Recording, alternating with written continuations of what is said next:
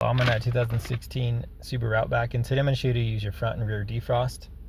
So with the vehicle on, and these would be the symbols we're looking for. This is your front defrost and your rear defrost. So when you push it once, it'll turn on, and it's controlled by the fan. So you can lower the fan speed or raise it, and you can adjust the temperatures up or down, whether you want it blowing hot or cold under the windshield. You can adjust the different settings too, so you can have it blowing towards you as well as the defrost along the front windshield. And even if you've got it on a max heat or a high heat, you still might want the AC on, just because that AC can pull moisture out of the air to keep it from fogging up the glass. And then so you switch through your modes here.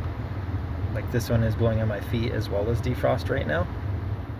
But when you're done with all this, you can either turn the fan all the way off, or just click this again so this light's off. And for the rear defrost, when that's engaged, it's engaged right now.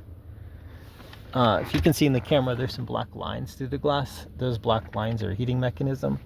So when this is engaged, those will heat up and start melting any ice that might be building up. And again, when you're done with this, just make sure that light's turned off.